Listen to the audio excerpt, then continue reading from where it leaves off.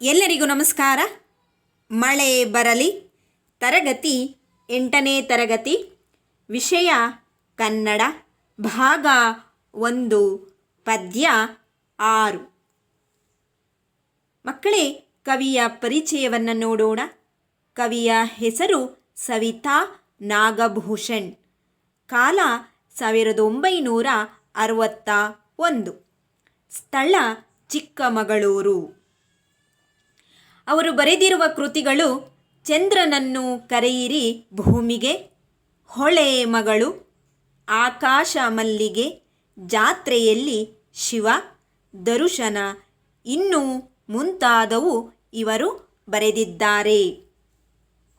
ಮಕ್ಕಳೇ, ಇವರೇ ಸವಿತಾ ನಾಗಭೂಷಣ್. ಪದ್ಯದ ಹೆಸರು ಮಳೆ ಬರಲಿ.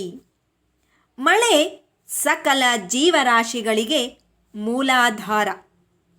ಇಂದು ಪ್ರಕೃತಿಯಲ್ಲಿ ನಾನಾ ವೈಪರೀತ್ಯಗಳು ಉಂಟಾಗುತ್ತಿವೆ. ಅವುಗಳಲ್ಲಿ ಅತಿವೃಷ್ಟಿ ಹಾಗೂ ಅನಾವೃಷ್ಟಿಗಳು ಮುಖ್ಯವಾಗಿವೆ.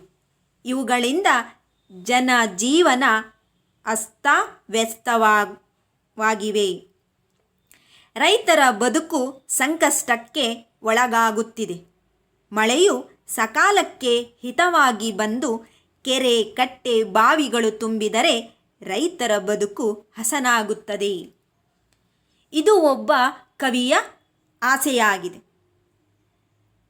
ಹೇಗೆ ಯಥೇಚ್ಛವಾಗಿ ಮಳೆ ಬಂದಾಗ ರೈತರು ಹೇಗೆ ಸಂಕಷ್ಟಕ್ಕೆ ಈಡಾಗುತ್ತಾರೆ ಎಂಬುದರ ಬಗ್ಗೆ ನಾವು ಈ ಪದ್ಯದಲ್ಲಿ ತಿಳಿದುಕೊಳ್ಳಬಹುದು. ಮತ್ತೊಮ್ಮೆ ಪದ್ಯದ ಹೆಸರು ಮಳೆ ಬರಲಿ. ಮಳೆ ಬರಲಿ, ಆದರೆ ಹಸಿರು ಹೊಲ ಗದ್ದೆಗಳನ್ನು, ರೈತರ ಸುಖ ನಿದ್ದೆಗಳನ್ನು ಕಸಿದುಕೊಳ್ಳದಿರಲಿ. ಕವಿ ಹೇಳ್ತಾ ಇದ್ದಾರೆ, ಮಳೆ ಬರಲಿ, ಮಳೆ ಬೇಕು ನಮಗೆ, ಆದರೆ ಹಸಿರು ಹೊಲ ಗದ್ದೆಗಳನ್ನು, ರೈತರ ಸುಖ ನಿದ್ದೆಗಳನ್ನು ಕಸಿದುಕೊಳ್ಳದಿರಲಿ. ಮಳೆ ಬಂದರೆ ಹಸಿರು ಹೊಲ ಗದ್ದೆಗಳನ್ನು ಹಾಳಾಗದಂತೆ ಇರಬೇಕು. ಜೊತೆಗೆ ರೈತರ ಸುಖವಾದ ಜೀವನವನ್ನು, ನಿದ್ದೆಗಳನ್ನು ಹಾಳು ಮಾಡದಂತೆ ಮಳೆ ಬರಬೇಕು. ಹೇಗೆ ಮಳೆ ಬರಬೇಕು? ಹಿತಮಿತವಾಗಿ ಮಳೆ ಬಂದು ಎಲ್ಲ ಜೀವರಾಶಿಗಳಿಗೂ ತಂಪಾಗಿ ಬಂದು ಹೋಗುವ ರೀತಿಯಲ್ಲಿ ಮಳೆ ಬರಬೇಕು. ಯಾವುದನ್ನು ಹಾಳು ಮಾಡದಂತೆ ಮಳೆ ಬರಬೇಕು. ರೈತರ ಒಂದು ಸುಖ ಜೀವನವನ್ನು ಹಾಳು ಮಾಡದಂತೆ ಮಳೆ ಬರಬೇಕು ಎಂದು ಕವಿ ಇಲ್ಲಿ ಹೇಳುತ್ತಿದ್ದಾರೆ. ಮಳೆ ಬರಲಿ, ಆದರೆ ಹುಲ್ಲಿನ ಚಾವಣಿಗಳನ್ನು, ಮಣ್ಣಿನ ಗೋಡೆಗಳನ್ನು ಕೆಡವಿ ಹಾಕದಿರಲಿ. ಮಳೆ ಬರಲಿ, ಆದರೆ ಅನೇಕ ಬಡ ಜನರು ಹುಲ್ಲಿನಿಂದ ಮನೆಗಳನ್ನು ಕಟ್ಟಿರ್ತಾರೆ. ಜೊತೆಗೆ ಮಣ್ಣಿನಿಂದ ಗೋಡೆಗಳನ್ನು ಕಟ್ಟಿಕೊಂಡಿರ್ತಾರೆ. ಜೋರಾಗಿ ಮಳೆ ಬಂದಾಗ ಈ ಎರಡೂ ಮನೆಗಳು ಹಾಳಾಗುತ್ತವೆ. ಆದ್ದರಿಂದ ಮಳೆ ಬಂದಾಗ ಇವೆರಡೂ ಸಹ ಹಾಳಾಗದಂತೆ ಮಳೆ ಬರಬೇಕು. ಯಾವುದನ್ನು ಕೆಡವಿ ಹಾಕದಂತೆ ರೀತಿಯಲ್ಲಿ ಮಳೆ ಬರಬೇಕು ಎಂದು ಇಲ್ಲಿ ಕವಿಯ ಆಶಯವಾಗಿದೆ. ಮಳೆ ಬರಲಿ, ಇರಲೊಂದು ಪುಟ್ಟ ಮನೆ, ಹೊದೆಯಲು ಬೆಚ್ಚನೆಯ ಕಂಬಳಿ ಎಲ್ಲರಿಗೂ ಸಿಗಲಿ. ಮಳೆ ಬರಬೇಕು, ಆದರೆ ಅವರ ಮನೆ ಹಾಳಾಗದಂತೆ ಆ ಪುಟ್ಟ ಮನೆ ಹಾಗೇ ಇರಬೇಕು.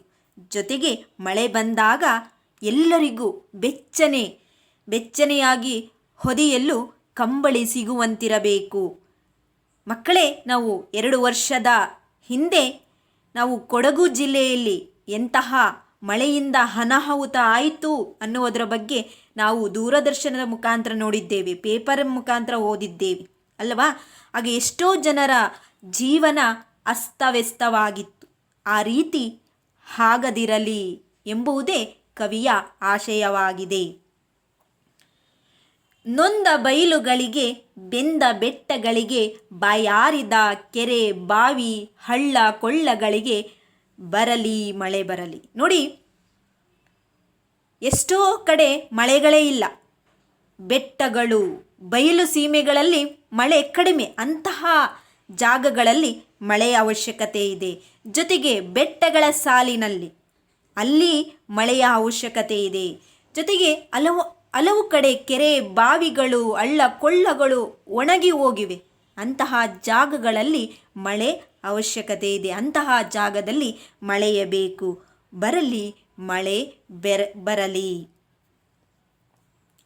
ನೋಡಿ ಮಕ್ಕಳೇ, ಕೆಲವೊಂದು ಕಡೆ ಈ ಥರ ರೀತಿ ಬೆಟ್ಟಗಳಿಗೆ, ಗುಡ್ಡ, ಹಳ್ಳ ಕೊಳ್ಳಗಳು ನೀರು ಆವಿಯಾಗಿದೆ, ಅಂದರೆ ಅಲ್ಲೇ ಇಮರೋಗಿದೆ. ಅಂತಹ ಜಾಗಗಳಲ್ಲಿ ನೀರು ಎಲ್ಲಿ ಅವಶ್ಯಕತೆ ಇದೆಯೋ ಅಂತಹ ಜಾಗಗಳಲ್ಲಿ ಮಳೆ ಅವಶ್ಯಕತೆ ಇದೆ. ಅಂತಹ ಜಾಗದಲ್ಲಿ ಮಳೆ ಬರಬೇಕು ಅಂತ ಕವಿ ಹೇಳುತ್ತಿದ್ದಾರೆ. ಧೋ ಎಂದು ಸುರಿದ ಹೊರಟು ನಿಂತಾಗ ನೆಲ ಮುಗಿಲು ನಗಲಿ 7 ಬಣ್ಣಗಳಲ್ಲಿ. ಬರಬೇಕು ಮಳೆ, ಆದರೆ ಯಾವುದನ್ನು ಹಾಳು ಮಾಡದಂತೆ, ಯಾವುದನ್ನು ಹಸ್ತವ್ಯಸ್ತ ಮಾಡದಂತೆ, ರೈತರ ಬದುಕು ಸುಖ ಜೀವನದಲ್ಲಿ ನಡೆಸುವಂತೆ ಮಳೆ ಬೇಕು. ಆ ರೀತಿ ಮಳೆ ಧೋ ಎಂದು ಬಂದು ಮತ್ತೆ ಮುಗಿಲಿನ ಕಡೆಗೆ ಹೋದಾಗ ನೆಲ ಮತ್ತು ಆಕಾಶ ನಗುವ ರೀತಿ 7 ಬಣ್ಣಗಳಿಂದ ಕೂಡಿರುವಂತಹ ಕಾಮನ ಬಿಲ್ಲು ಕಾಣುವ ರೀತಿಯಾಗಿ ಮಳೆ ಬರಬೇಕು. ನೋಡಿ ಮಕ್ಕಳೇ, ಇದು ಕಾಮನ ಬಿಲ್ಲು. ಪದಗಳ ಅರ್ಥ: ಹಳ್ಳ ಅಂದರೆ ತಗ್ಗು ಅಥವಾ ಗುಣಿ, ಕಸಿದು ಅಂದರೆ ಕಿತ್ತುಕೊಳ್ಳುವುದು ಎಂದರ್ಥ, ಬೆಂದ ಅಂದರೆ ಸುಡು, ಕುದಿ, ಬಿಸಿ ಎಂದರ್ಥ. ಇನ್ನು ವಿರುದ್ಧ ಪದಗಳು: ಮೇಲೆ, ಕೆಳಗೆ, ಏಳು, ಬೀಳು, ಸುಖ, ದುಃಖ, ಕೆಡವು, ಕಟ್ಟು. ಬಿಡಿಸಿ ಬರೆಯಿರಿ. ಇರಲಿ ಪ್ಲಸ್ ಒಂದು, ಇರಲೊಂದು. ಬಾಯಿ ಪ್ಲಸ್ ಆರಿದ, ಬಾಯಾರಿದ. ಕೊಳದ ಪ್ಲಸ್ ಇರಲಿ, ಕೊಳದಿರಲಿ. ಕೊಳ್ಳದ ಪ್ಲಸ್ ಇರಲಿ, ಕೊಳ್ಳದಿರಲಿ. ಮುಖ್ಯಾಂಶಗಳು: ಪದ್ಯದ ಹೆಸರು, ಪದ್ಯದ ವಿವರಣೆ, ಪದಗಳ ಅರ್ಥ, ವಿರುದ್ಧ ಪದಗಳು. ಬಿಡಿಸಿ ಬರೆಯಿರಿ. ಇನ್ನು ಪ್ರಶ್ನೆಗಳು: ಪ್ರಶ್ನೆ 1, ರೈತರಿಗೆ ಸುಖ ನಿದ್ದೆಗಳು ಯಾವಾಗ ಸಿಗುತ್ತವೆ? ಪ್ರಶ್ನೆ 2, ಕೆರೆ, ಹಳ್ಳ, ಬಾವಿಗಳಿಗೆ ಬಾಯಾರಿಕೆ ಆಗುವುದು ಯಾವಾಗ? ಪ್ರಶ್ನೆ 3, ನೊಂದು ಬಯಲುಗಳು, ಬೆಂದ ಬೆಟ್ಟಗಳು ತಂಪಾಗುವುದು ಯಾವಾಗ? ಪ್ರಶ್ನೆ 4, ಮಳೆ ಬಂದು ನಿಂತಾಗ ನೆಲೆ ಮುಗಿಲು ಹೇಗೆ ಕಾಣಬೇಕು? ಮಕ್ಕಳೇ, ಈ ಎಲ್ಲ ಪ್ರಶ್ನೆಗಳನ್ನು ನೀವು ಬರೆದುಕೊಂಡು ನೀವೇ ಸ್ವತಃ ಉತ್ತರಗಳನ್ನು ಹುಡುಕಿ ಬರೆದುಕೊಳ್ಳಬೇಕು. ಜೊತೆಗೆ ಪಠ್ಯಪುಸ್ತಕದಲ್ಲಿರುವ ಪ್ರಶ್ನೆಗಳಿಗೂ ನೀವೇ ಸ್ವತಃ ಉತ್ತರಗಳನ್ನು ಹುಡುಕಿ ಬರೆದುಕೊಳ್ಳಬೇಕು. ಎಲ್ಲರಿಗೂ ಧನ್ಯವಾದಗಳು.